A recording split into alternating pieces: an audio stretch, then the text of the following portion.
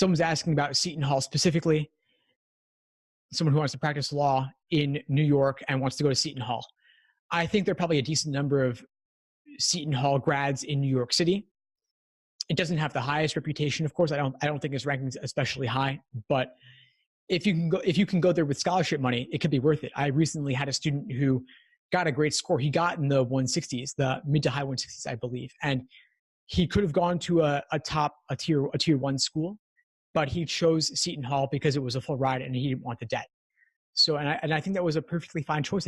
I think it was a good choice to make given his situation. You know, he has a family, he wanted freedom post-graduation. And so there's a lot of folks who want to practice law for idealistic reasons, but then they graduate with big debt and they have to take the corporate law job or the government job, and then they never end up doing what they really want to do.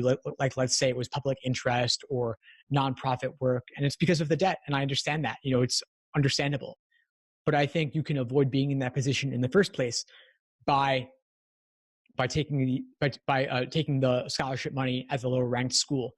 Especially if you want to open your own practice, you don't really need the brand name of a top 14. That's really more for a corporate law job. I think for most other situations like small firm life or government work or work on your own, I think the brand name doesn't really matter that much.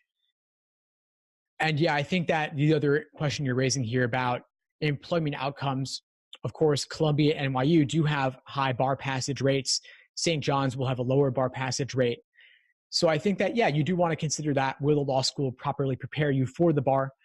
Law schools, especially lower ranked ones like St. John's, they are doing more to help students with bar prep to help them pass the bar in the end. But obviously, top 5 schools like Columbia and NYU will have a better employment network. But it's a bit of a trade-off. I think that honestly, a top 5 school, even paying for it entirely with loans and having big debt afterwards, I think is probably still a good decision, just because you can go to a top 5 and pretty much go anywhere you want nationally or internationally. It has those have the reputation.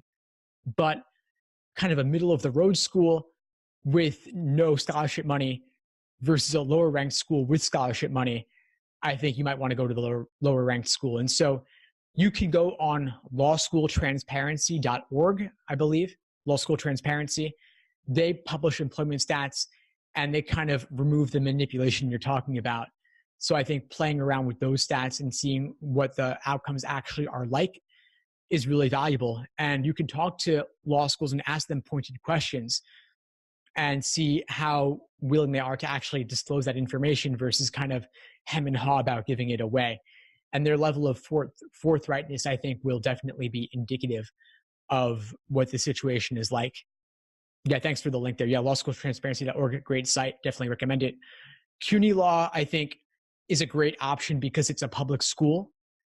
It's a public university. And so for that reason, the tuition is a lot lower than you'll pay at a private school. And most law schools are private. The tuitions are high. They're like, believe it or not, $50,000 a year, $50,000 a year.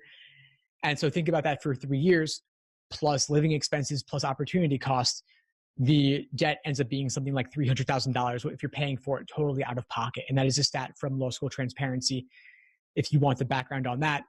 But really, again, go for the schools with the full ride, go for the schools with the scholarship money, unless it's a top 14 or a top 5, or unless, of course, your parents are supporting you or your family is supporting you. So yeah, think about those issues. I had a great discussion recently with Rachel Gazurse, who is a law career expert. It's on the YouTube channel. And she talked through some of the networking things you can do about post-graduation employment if you want to check that out.